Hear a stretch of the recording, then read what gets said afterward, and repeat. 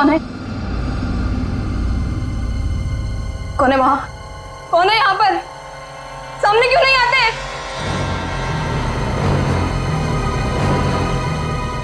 बस बहुत हो गया, बंद करो ये खेल, बंद करो ये खेल।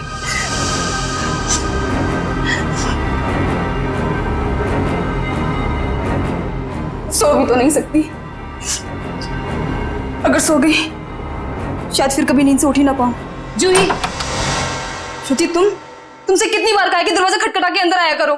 ओ हेलो मैडम, ये गर्ल्स हॉस्टल है, किसी ऑफिस की बॉस का केबिन नहीं है। तुम नहीं समझोगी। जूही, क्या हुआ तुम्हें? इतनी चिड़चिड़ी और उखड़ी उखड़ी क्यों लग रही हो? जो इंसान 4 दिन से सोया नहीं हो ना, उसका बर्ताव ऐसे ही होगा ना। सोती क्यों नहीं? मैंने कहा था ना तुमसे, वो सिर्फ और सिर्फ सपने हैं, उनका कोई मतलब नहीं है। श्रुति, सिर्फ सपना नहीं है वो, जो मेरे ऊपर बीत रही है वो तेरे पर बीत रही होती तब तुझे मेरी तकलीफ पता चलती। मैं तेरी तकलीफ समझ रही हूँ जूही, लेकिन तू मेरी बात नहीं समझ रही है। जैसा तू सोच रही है वैसा कुछ भी नहीं है। नहीं, चल अच्छा, अब थोड़ी देर आराम कर। चल श्रुति ने, अब तो गहरी नींद में सो जा। मेरी बात मान जूही, सो जा थोड़ी देर। मैं नहीं सोऊंगी श्रुति। सो जा जूही, तुझे मुझ पे भरोसा है कि नहीं, है ना? तू अभी आराम से सो जा, मैं तेरे कमरे के बाहर ही हूँ। वो सपने फिर आएंगे श्रुति? नहीं आएंगे। Good night. साल भर पढ़ाई करते तो आज नौबत तो ना आती। मुझे बहुत डर लग रहा है यार, कुछ भी तो कंप्लीट नहीं हुआ है। मैं तो श्रुति से न... श्रुति, पता है मैं तुझे ही ढूंढ रही थी। मुझे तेरे नोट्स देना यार, वरना पता नहीं एग्जाम्स में क्या होगा। मुझे बहुत डर लग रहा है यार। मेरे भी नोट्स अधूरे हैं। अच्छा ऐसा करते हैं कि कल लाइब्रेरी जाके इकट्ठा नोट्स बना लेते हैं। तुम दोनों टेंशन क्यों ले रहे हो? अरे गर्ल्स, क्या हो रहा है? एग्जाम शुरू होने वाले हैं। चलो सब अपने अपने कमरे में जाओ और जाकर पढ़ाई करो, बहुत रात हो गई है। Yes madam.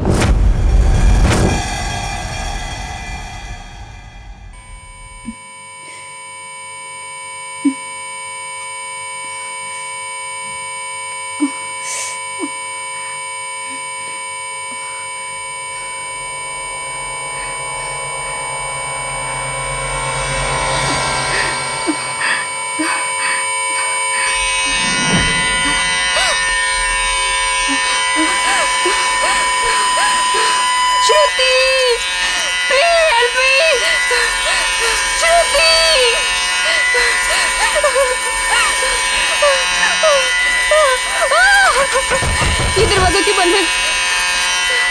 श्रुति, ये लाइट क्यों नहीं जल रही है?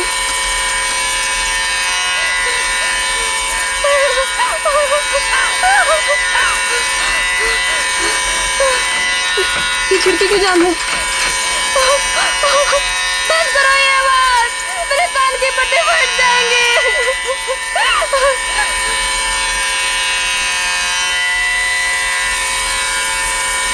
ये धुआं कहाँ से आ रहा है?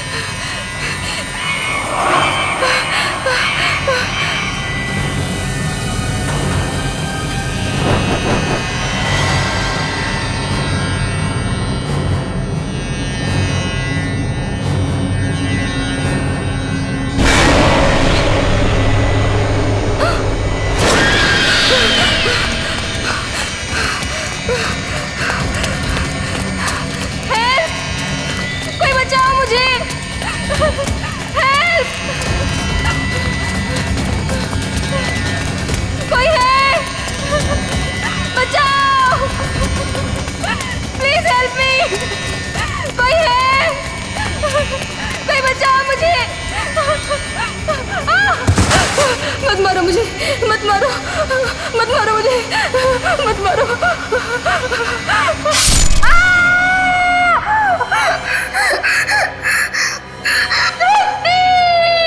ओह नो, ये तो जूही की चीख है। लगता है उसने वही पुराना सपना देखा है।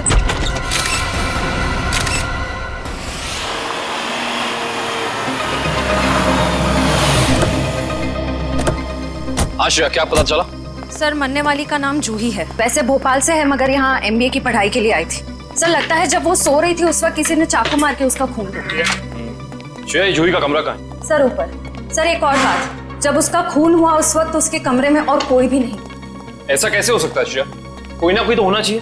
ऐसा जरूरी नहीं है सर, इस तरह की मौतों में कई बार आत्माओं का हाथ होता है। प्लीज, एसीपी सर मुझे पहले ही बता चुके हैं आपकी इन कहानियों के बारे में। बेहतर होगा कि इन मर्डर केसेस के साथ ये आत्माओं की कहानियां ना जोड़ें। प्लीज, समझ गए? यही कमरा है? Yes sir. आइए। एक्सक्यूज मी, प्लीज एक सेकंड, एक्सक्यूज मी।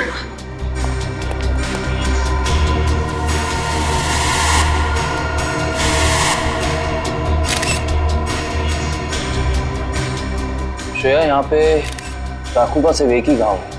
लगता है खूनी ने इतनी जोर से वार किया कि एक ही बार में जूही की मौत हो गई। हाँ सर, हमला भी शायद जूही की नींद में ही हुआ। बेचारी को अपने आप को बचाने का मौका भी नहीं मिला होगा। एक्सक्यूज मी, यहाँ पे सबसे पहले जूही की मौत का पता किसको चला? सर, सबको एक साथ ही पता चला था। हम यहाँ कॉरिडोर में थे, अचानक से जूही के कमरे से चीखने की आवाज आई और अंदर आके देखा तो जूही की जान जा चुकी थी। उस समय कमरे में जूही के साथ और कौन था? सर, उस वक्त जूही के साथ कोई नहीं था। देखिए, आप लोग दोबारा याद करने की कोशिश कीजिए। हो सकता है कोई ऐसा जो उस वक्त भाग निकला हो। सर, भागने का तो सवाल ही नहीं उठता, क्योंकि डोर बाहर से बंद था और वो अंदर से। खूनी भागेगा भी तो कहाँ से भागेगा? एक मिनट, ये दरवाजा बाहर से बंद था, क्यों? सर, कई दिनों से जूही सो नहीं पा रही थी। अचानक नींद से जाग जाती थी और भागकर अपने कमरे से बाहर आ जाती थी। आज भी कुछ ऐसे ही हुआ। वो सो नहीं पा रही थी, मैंने उसको सुलाया और मैं बाहर आ गई और दरवाजा बाहर से बंद कर दिया। लेकिन इसे नींद क्यों नहीं आ रही थी? सर, कई दिनों से उसे डरावने सपने आ रहे थे। उसे ऐसा महसूस हो रहा था कि उसका सपनों में कोई खून करना चाह रहा है, उसकी कोई जान लेना चाह रहा है। हमें क्या पता था कि उसका सच में खून हो जाएगा। डरावने सपने? मैं कह रहा था ना, ये कोई आत्मा का ही चक्कर है।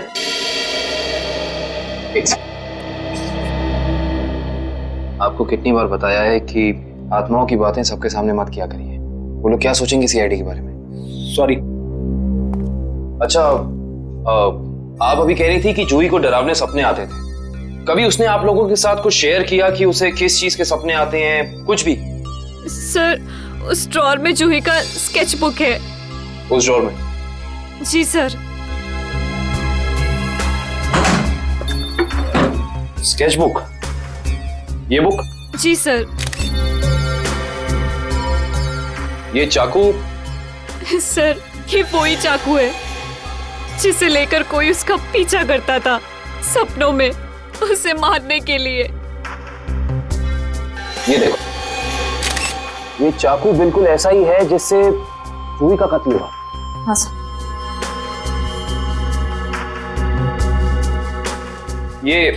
ये सारी ड्राइंग्स जो हैं इस बुक में, ये क्या जूही अपने सपने में देखती थी? जी सर।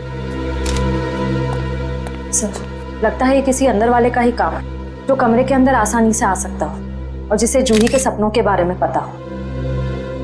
क्या तुम्हारे अलावा और कोई ये स्केचबुक के बारे में जानता था? कोई नहीं।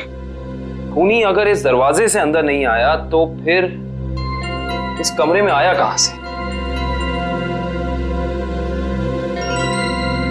इस बालकनी से। लेकिन बालकनी का दरवाजा तो अंदर से बंद है। अगर खूनी खून करके बालकनी से भागा है तो फिर ये दरवाजा अंदर से बंद कैसे? बालकनी का दरवाजा बंद, कमरे का भी दरवाजा बंद। कहीं जूही की आग? ये खूनी यहाँ आया कहां से, ये अभी पता चल जाएगा।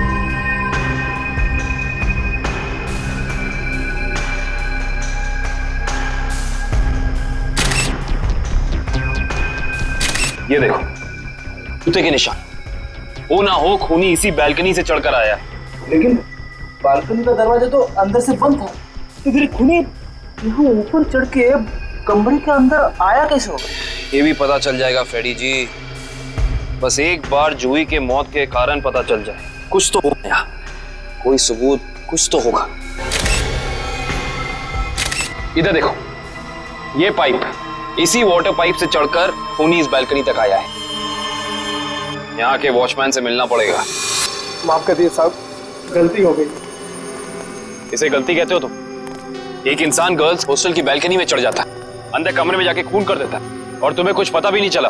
बस साहब, 15 मिनट के लिए मेरी आंख लग गई थी। मैं सपने में भी ऐसा नहीं सोच सकता था कि उस दौरान ऐसा कुछ हो जाएगा। तुम्हारी 15 मिनट की लापरवाही की वजह से एक लड़की की जान चली गई, उसकी जिंदगी लौटा सकते हो तुम?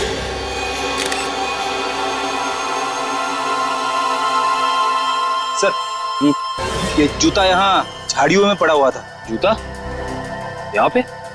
हो ना हो, ये जूता उसी खूनी का है। सर, ये तो किसी आदमी का जूता लगता है। यानी बालकनी में जो इंसान चढ़ा था वो कोई आदमी था? सुनो, ये जूते को पहचानते हो? नहीं साहब। दोबारा याद करके बताओ, सही से याद करो। कोई इंसान यहाँ आया था जिसने ये लाल जूता पहना था? मैंने नहीं देखा, शायद अंजलि मैडम ने देखा हो, वो हमेशा रिसेप्शन पे बैठती है। ये अंजलि मैडम को बुलाओ, जाओ। जी सर। अगर ये जूता यहाँ है तो कुछ और भी जरूर होगा, ढूंढते हैं।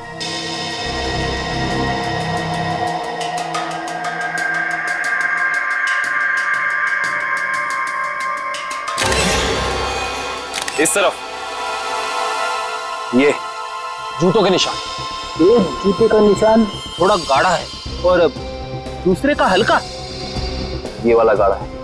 इसका तो एक ही मतलब है, ये जूता जिसका भी है वो इंसान लंगड़ा के चल रहा था। वो लंगड़ा के इसलिए चल रहा था क्योंकि जब वहां बैल्कनी से वो नीचे आया उसे चोट लग गई, फिर वो यहाँ से भागा और यहाँ पे जूता रह गया। हाँ साहब, मैं ही अंजलि हूँ। आपने मुझे बुलाया? जी अंजलि जी, हमें आपसे कुछ सवाल पूछने थे। जी। अंजलि जी, आपने इस लाल जूते को देखा? मेरा कहने का मतलब है किसी इंसान को इसको पहनकर यहाँ आते हुए देखा, लंगड़ाते हुए? हाँ साहब, मैंने देखा था। मनीष लंगड़ाते हुए जा रहा था। मनीष? ये मनीष कौन है? जूही का दोस्त है। अंजलि जी, जब वो यहाँ आया, ये गर्ल्स हॉस्टल है राइट, आपने उसको रोका नहीं? मैंने उसे रोका पर वो रुका ही नहीं। और क्या? मनीष अक्सर जूही से मिलने हॉस्टल आया करता था, पर कुछ दिनों से उन दोनों के बीच में अनबन चल रही थी। किस बात को लेकर अनबन चल रही थी? मुझे उस बारे में कुछ पता नहीं। कोई बात नहीं, अब तो इस बारे में हम मनीष से ही पूछ लेंगे।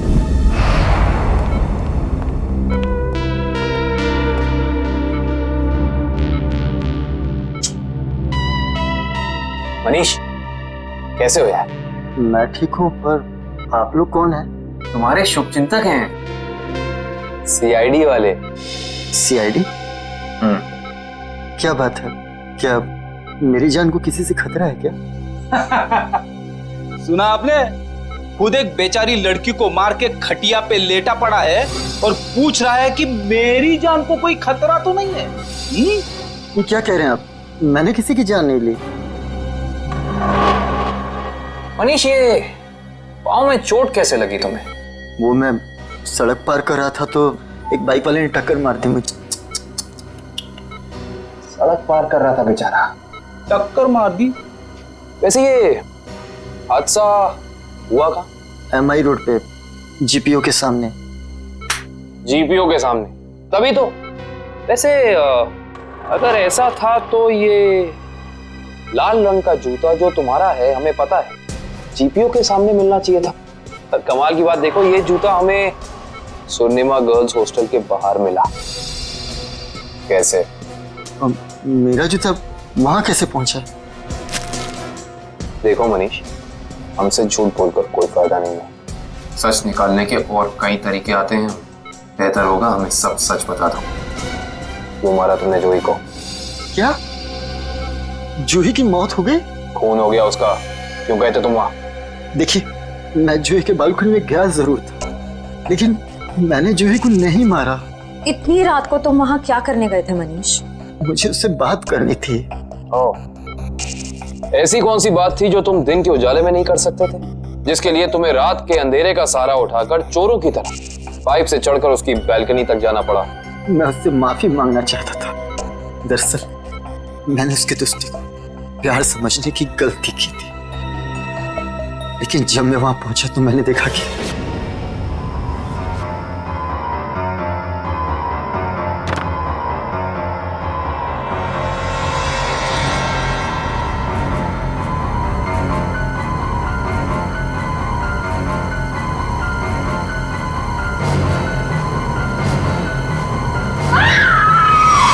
शर्म आनी चाहिए तुम्हें मनीष।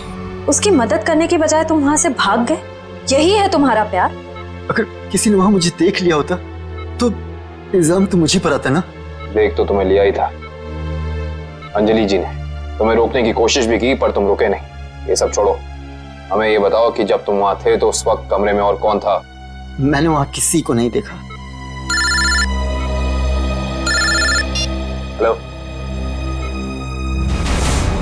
क्या? एक और कौन? कहां पे?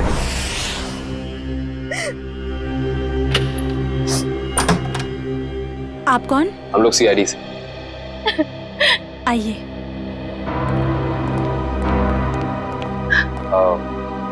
आप कल्कि जी हैं ना? जी सर, मैंने ही आपको फोन किया था। मेरी सहेली मीरा का खून हो गया है। उसकी लाश ऊपर उस कमरे में पड़ी है।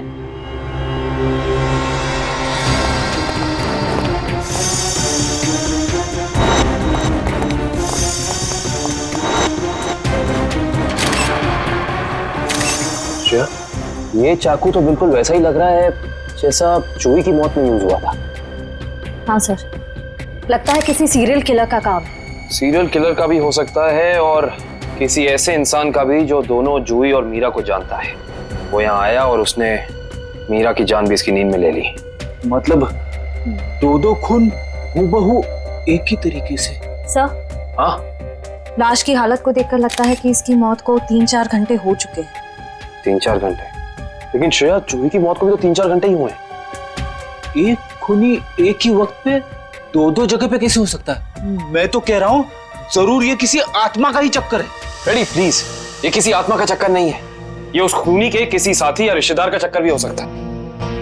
लगता है इस जुर्म में एक से ज्यादा लोग शामिल हैं। लेकिन कैसे?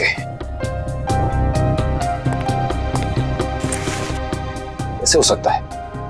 इस कमरे की सारी खिड़कियां, सारे दरवाजे अंदर से बंद हैं। और यहाँ पे कोई बालकनी भी नहीं है उस हॉस्टल की तरह। तो फिर वो खूनी इस कमरे में आया कैसे? इस कमरे की तलाशी लो, कोई ना कोई सुराग जरूर मिलेगा।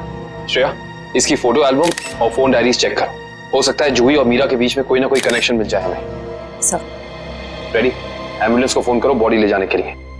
मुझे नीचे इसकी दोस्त से कुछ सवाल पूछने हैं।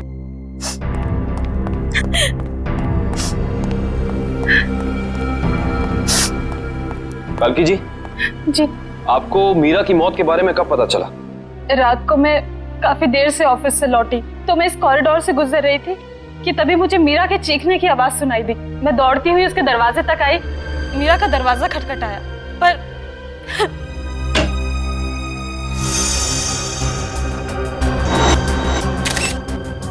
फिर क्या हुआ? मेरा मतलब जब आप यहाँ आई तो ये दरवाजा खुला था कि बंद था? दरवाजा बंद था तो मुझे वॉचमैन को बुला के दरवाजा खुलवाना पड़ा। कल्कि जी, जब आप यहाँ पे आई तो आपको यहाँ इस घर में कोई भी निकलते हुए यहाँ से दिखा, भागते हुए दिखा? नहीं।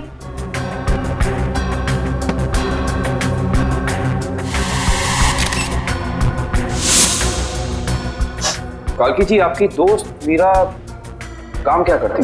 बैंक की एरिया मैनेजर थी वो, और 2 साल पहले उसका तबादला हमारे शहर में हुआ था। तबादला? हाँ श्रेया, क्या पता चला? सर, मरने वाली का नाम जूही है। वैसे भोपाल से है मगर यहाँ MBA की पढ़ाई के लिए आई थी। क्या ये तबादला भोपाल से यहाँ हुआ? जोधपुर से। पर क्यों सर? आपकी दोस्त मीरा किसी जूही नाम की लड़की को जानती थी?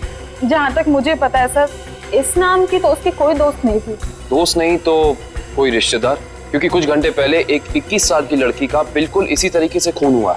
उस लड़की का नाम जूही था और ये उसकी तस्वीर है। क्या आप जानती हैं इसे? नहीं। आप जानती?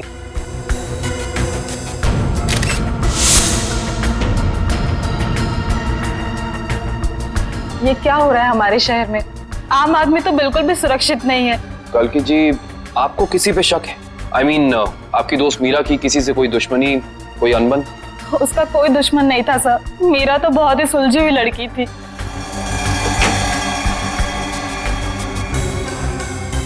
अच्छा, ये तस्वीर देखिए। इस आदमी का नाम मनीष है। क्या आप इसे जानती हैं? नहीं सर। सर, आशा, मैंने मीरा के सारी डायरीज, सारे एल्बम्स चेक किए। मीरा और जूही के बीच कोई कनेक्शन नहीं है। कोई संबंध नहीं है। कोई ना कोई संबंध तो जरूर है, वरना ये खूनी सिर्फ इन्हीं दोनों लड़कियों को निशाना क्यों बनाएगा? कुछ तो है जो हमें समझ नहीं आ रहा है। कल्कि जी, क्या कुछ दिनों से मीरा किसी बात को लेकर परेशान थी? हाँ सर, कुछ दिनों से उसे डरावने सपने आ रहे थे। डरावने सपने? मीरा को भी डरावने सपने आ रहे थे? हाँ सर, बस कहती रहती थी कि उसका कोई खून करना चाहता है।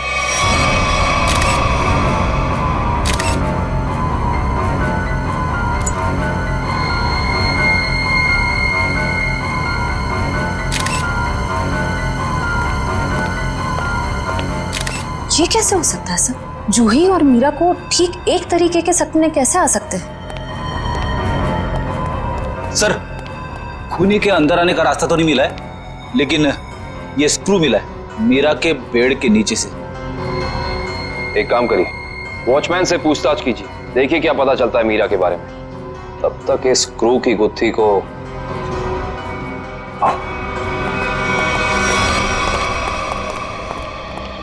करण, रेडी को ये स्क्रू कहाँ मिला था? सर वहां उधर। इधर? ये स्क्रू हाँ आया कैसे होगा?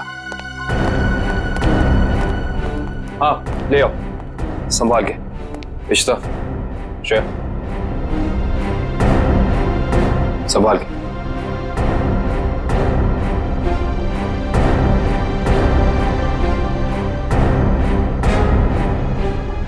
इश्ता,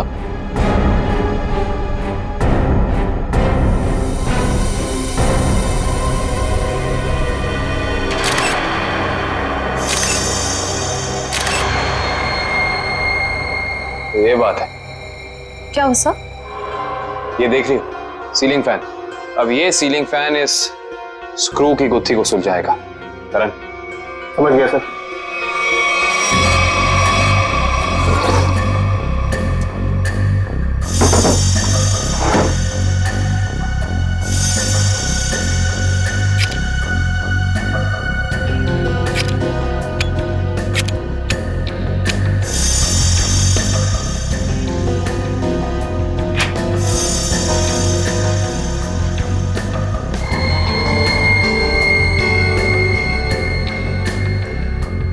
फैन को उल्टा करो।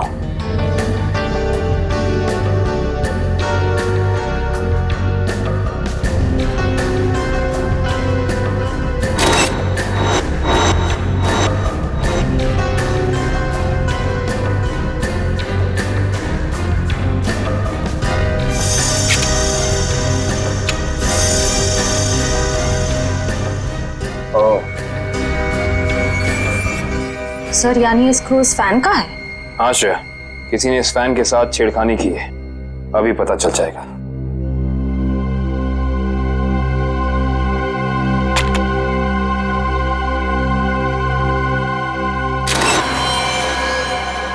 ओह माय गॉड, तो ये बात है, मतलब चाकू इसके अंदर था। इसके अंदर से इस मैकेनिज्म के जरिए चाकू सीलिंग से नीचे गिरा मीरा के पेट में और उसकी मौत हो गई। अब समझ में आया, ये कारण है जिस वजह से खूनी इस कमरे में नहीं था। उसकी जरूरत ही नहीं थी, उसका काम तो ये सीलिंग फैन कर रहा था। इसका मतलब जूही के कमरे में भी बिल्कुल ऐसा ही सीलिंग फैन होगा जिसके अंदर सेम मैकेनिज्म फिट होगा। वहां भी चाकू सीलिंग से गिरा और जूही की मौत हो गई। सर हो सकता है खूनी ने रिमोट कंट्रोल के जरिए इस चाकू को कंट्रोल किया हो सकता है। और सवाल यह है श्रेया कि खूनी को कैसे पता चला कि सही वक्त रिमोट बटन दबाने का कौन सा था? हाँ सर, क्योंकि ना तो हमें मीरा के कमरे से कोई कैमरा मिला, ना ही जूही के कमरे से, जिससे ये पता चले कि खूनी दोनों लड़कियों पर नजर रख रहा था। वो भी पता चल जाएगा इस सीलिंग फैन के चाकू के मैकेनिज्म के जरिए।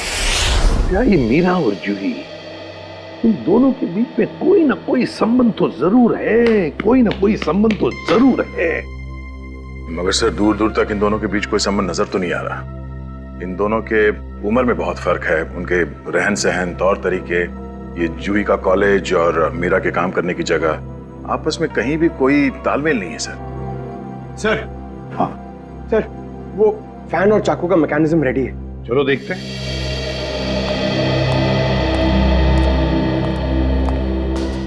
पंकज, रिमोट ऑन करो।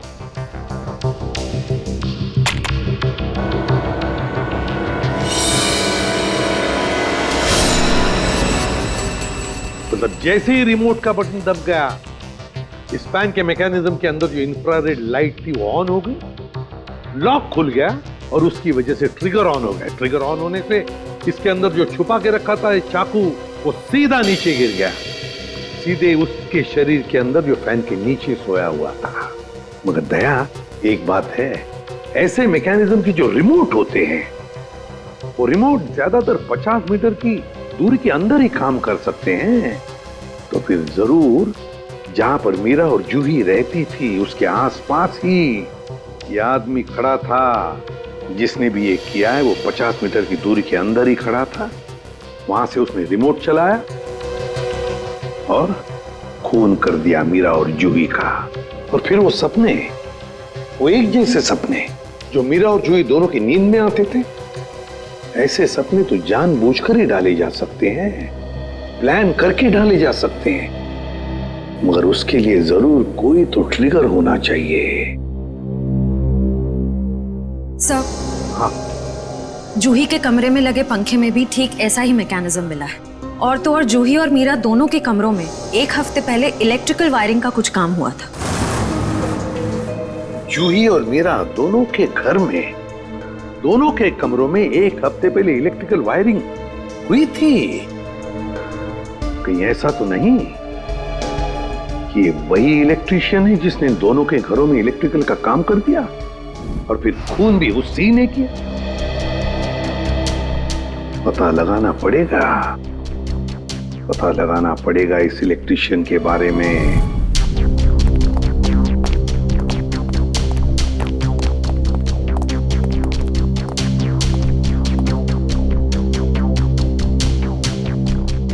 ना ही मीरा के मोबाइल पे कोई अलार्म था और ना ही जूही के मोबाइल पे। फिर दोनों को एक ही वक्त एक जैसे सपने कैसे आ सकते हैं? इसका मतलब सपने ट्रिगर करने वाला मैकेनिज्म यहीं कहीं है। सर, ये देखिए, इस पे अलार्म है, लेकिन सुबह 6 बजे का। 6 बजे का? पर मीरा की मौत तो 3 बजे हुई थी, तो सपने शुरू करने का ट्रिगर लगभग 1 या 1.5 के बीच का होना चाहिए।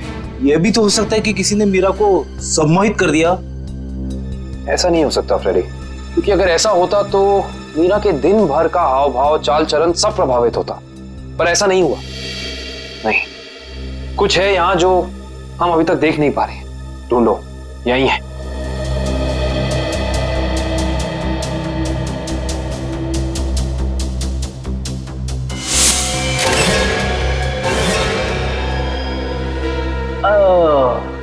ये देखो,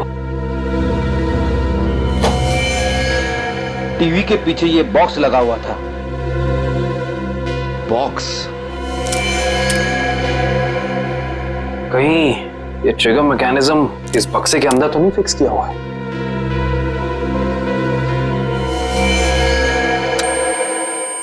अरे अलार्म बंद करो, ये आवाज मेरे कान के पर्दे फटा ली। सर, कौन सी आवाज? यहाँ कोई अलार्म नहीं बज रहा है। अरे इतने जोर से बज रहा है, सुनाई नहीं दे रहा है।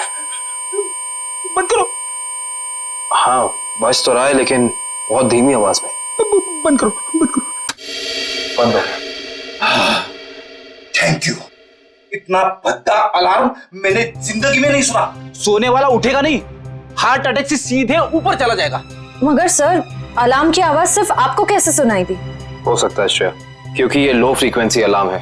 श्रेया, ये सिर्फ उन लोगों को सुनाई देता है जिनकी साउंड टॉलरेंस और सुनने की शक्ति इसकी ध्वनि से मेल खाती हो। यानी फ्रेडी सर की तरह जूही और मीरा भी इस अलार्म की आवाज को सुन सकती थी। वो ये बात नहीं जानता था। उसने इस ध्वनि का इस्तेमाल सिर्फ उनके दिमाग को कंडीशन करने के लिए किया, ट्यून करने के लिए, ताकि उन्हें वो डरावने सपने दिखा सके। लेकिन डरावने सपनों का कोई संबंध ही नहीं था इस मौत से। अगर वो चाहता तो बिना सपनों के भी मार सकता था उन्हें। मार सकता था, पर शायद वो ऐसा चाहता नहीं था।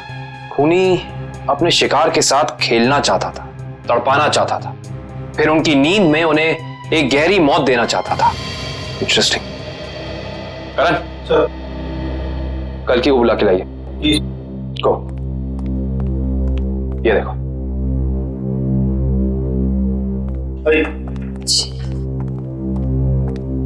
आइए।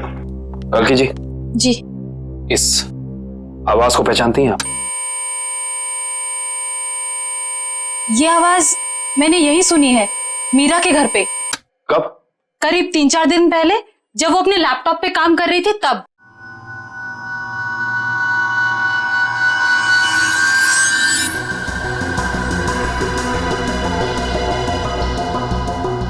आपको मीरा के लैपटॉप का पासवर्ड पता है? नहीं सर।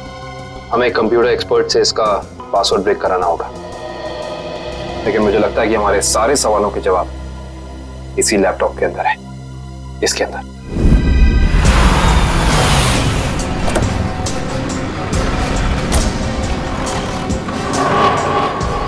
भाई साहब, हम लोग सीआईडी से। सीआईडी से? क्या हुआ साहब? हमें पता लगा है कि पिछले हफ्ते आपका एक इलेक्ट्रिशियन वायरिंग करने के लिए इस एड्रेस पे गया। हाँ साहब, गया तो था, पर हुआ क्या? इन दोनों जगहों पे एक एक खून हुए और हमें शक है कि ये खून आपके इलेक्ट्रिशियन ने किया है। मेरे इलेक्ट्रिशियन? हाँ, और वो भी पंखे में चाकू फिट करके। अरे बाप रे, पंखे में चाकू? जी हाँ, और आप ये बताइए कि इन दोनों जगहों पे आपका कौन सा इलेक्ट्रिशियन गया था? मंगेश गया था सर, पर आज वो आया नहीं है। इस मंगेश का एड्रेस तो है ना तुम्हारे पास? हाँ, मंगेश का एड्रेस लेके ना। सर, वो लैपटॉप का और ईमेल का पासवर्ड खुल गया। Very good job, thank you very much. काबिन, जरा लैपटॉप चेक करो। जी। देखो वो ऑडियो फाइल है क्या इसमें, जिससे सपने आते थे उसे?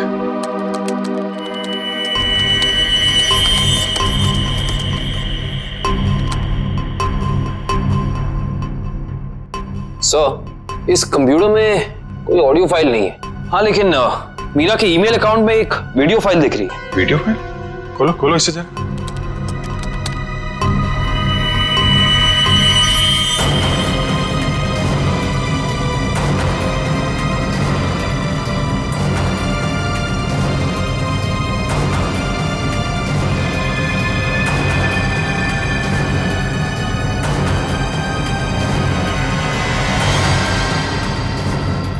सर, ये सारे विजुअल तो मैंने जूही की स्केचबुक में देखे हैं, स्पेशली ये नाला, ये बोर्ड और मास्क पहना हुआ आदमी, तीनों।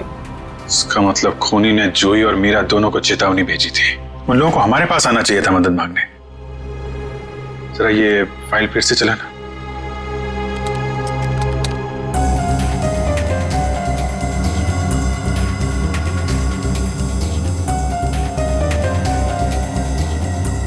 Pause pause pause. Banjara road, जो शहर के पश्चिमी हिस्से में है ना? Yes sir. मतलब जो कुछ हुआ है बंजारा रोड पे ही हुआ है। क्या? ठीक है, ओके। सर, उस इलेक्ट्रिशियन मंगेश का जो पता मिला था वो नकली है सर। कोई बात नहीं, स्केच बनवाओ उसका और अपने डेटाबेस में चेक करो। बंजारा रोड, वहां जाके देखना पड़ेगा। सब लोग बाहर ध्यान रखना।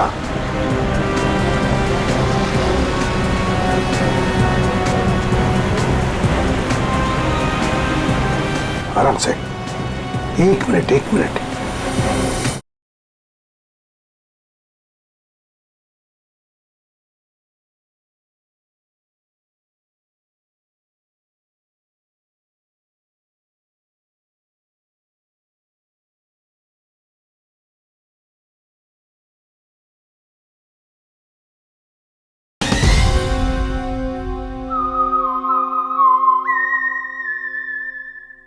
सब लोग बाहर ध्यान रखना।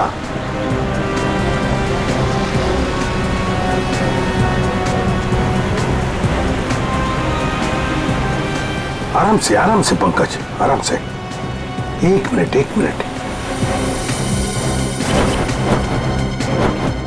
यह है ना एक सूखा नाला है और वो रहा पेड़। सूखा नाला और उसमें वो पेड़। जरा आगे चलकर देखते हैं।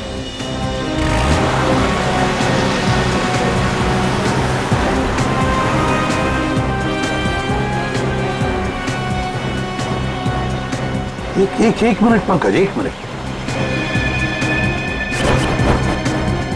बंजारा रोड मतलब हम सही रास्ते पे हैं। सर वो देखिए, वो पुराना घर जो हमें वीडियो में दिखा था। चलो आगे देखते हैं। अगर खूनी इस जगह का वीडियो बना के मीरा और जूही को भेज क्यों रहा था? शायद उन दोनों को अपने अतीत का याद दिलाने के लिए। मगर सर मैंने पता किया सर इस बंजारा रोड पे आज तक एक क्राइम नहीं हुआ है।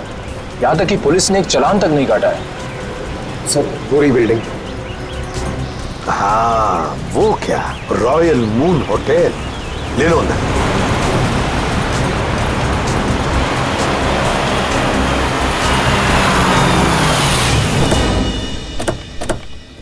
हाँ, इलेक्ट्रिशियन का स्केच मैच नहीं हो रहा है तो कोई बात नहीं, ठीक है। वेलकम सर, कहिए मैं आपकी क्या सहायता कर सकता हूँ। हम लोग सीआईडी से हैं। दरअसल एक केस के सिलसिले में कुछ पूछताछ करनी थी आपसे। सीआईडी? अब पूछिए, क्या पूछना चाहते हैं आप? वैसे जरा बताइए, कुछ दिन पहले क्या आपके होटल के बाहर कोई किसी तरह की वीडियो शूटिंग कर रहा था? शूटिंग? नहीं सर, हमारी होटल के बाहर शूटिंग या फोटोग्राफी की अनुमति नहीं है।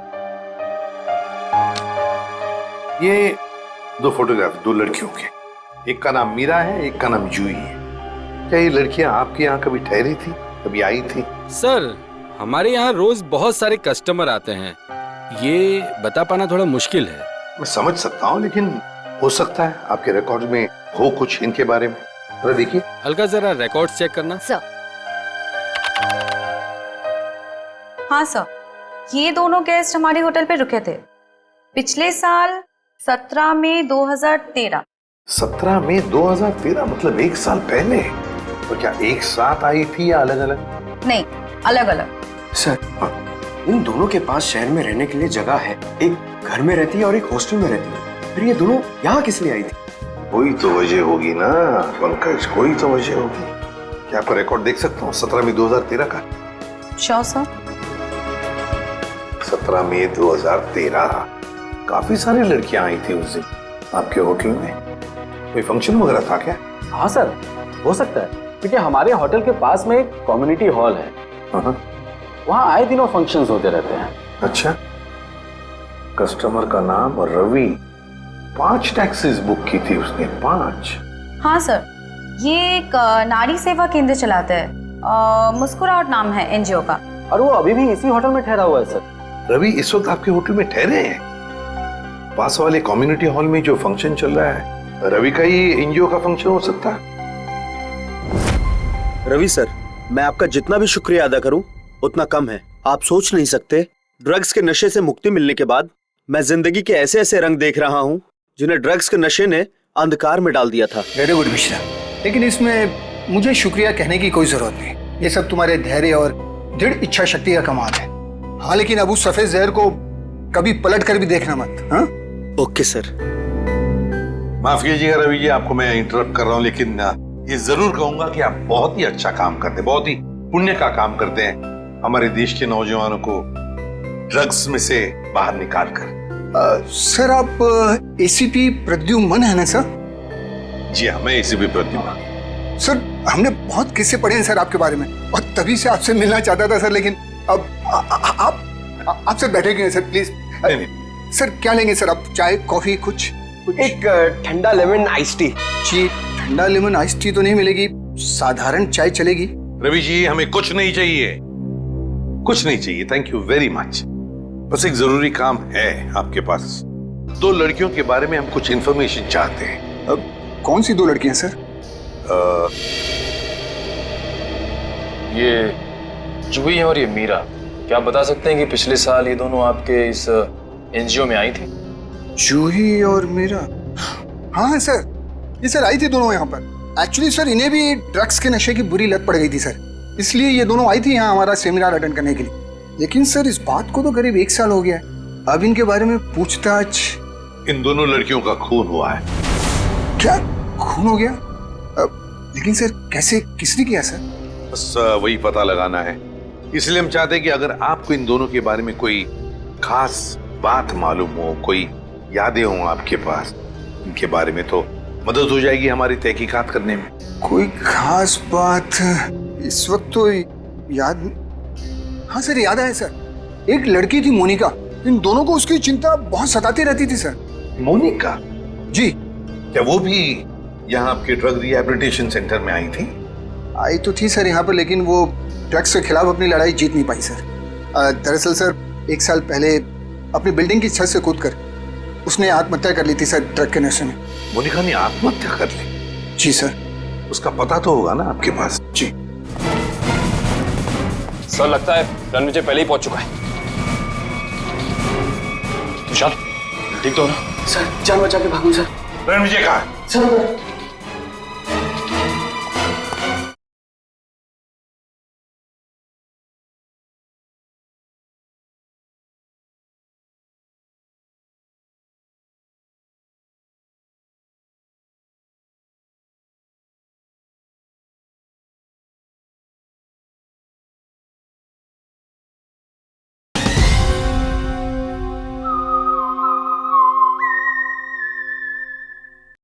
सर, मोनिका का एक ही सगा भाई है, अमित। मोनिका की मौत के बाद सारी प्रॉपर्टी, सारी जायदाद उसी के नाम हो गई।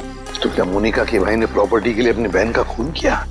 ये भी तो हो सकता है कि मोनिका ने आत्महत्या की हो। मैंने कहा ना, काम हो जाएगा। जी कहिए। आपका नाम अमित है? जी हाँ, मगर आप लोग? सीआईडी। मोनिका के बारे में कुछ सवाल करने थे आपसे।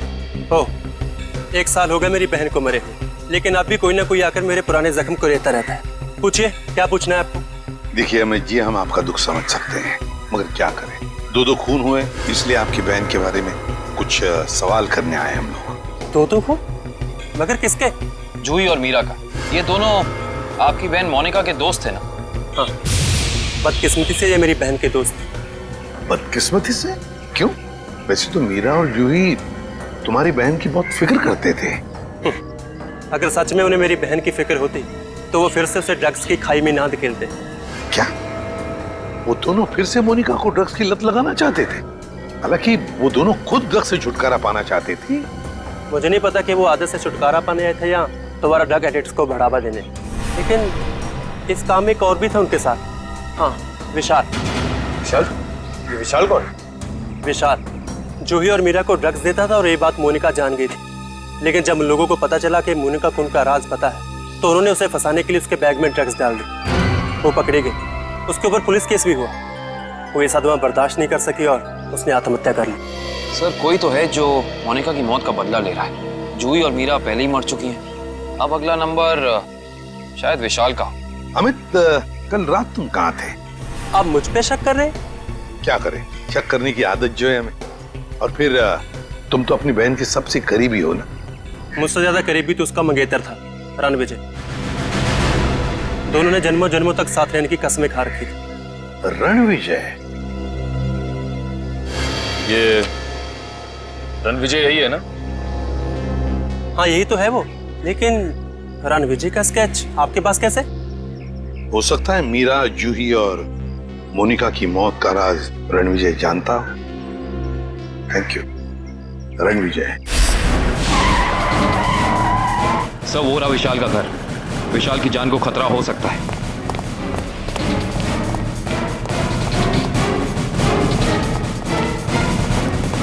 सर, लगता है रणविजय पहले ही पहुंच चुका है। विशाल, ठीक तो हो ना? सर जान बचा के भागूं सर। रणविजय कहाँ है? सर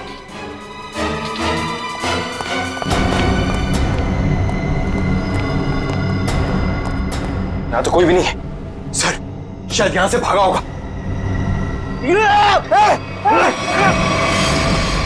रणविजय! कोई मत चिल्ला, इसको मारूंगा नहीं तो। छोड़ दो उसे, छोड़ दो। देखिए, वैसे तो मुझे सीआईडी वालों से काफी लगाव है, पर अगर सीआईडी ने मेरे साथ कोई होशियारी की ना तो ये बात मुझे अच्छी नहीं लगेगी। चाकू नीचे फेंक दो।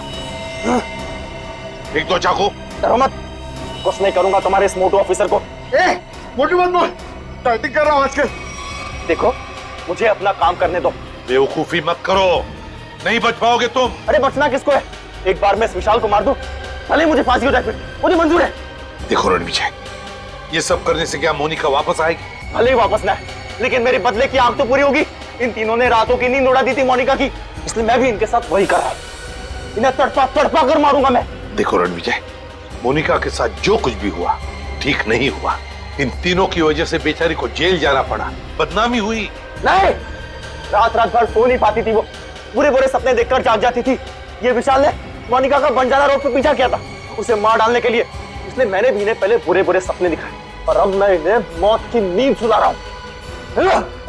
रणविजय, ये तुम क्या करने जा रहे हो?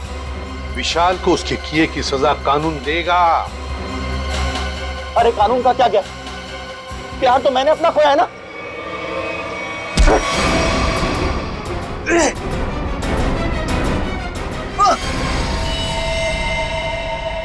रणविजय, विशाल को तो उसके किए की सजा मिलेगी ही मिलेगी, मगर तुमने बदले की आग में दो खून किए, दो। तुम्हें तो शायद फांसी ही होगी, फांसी।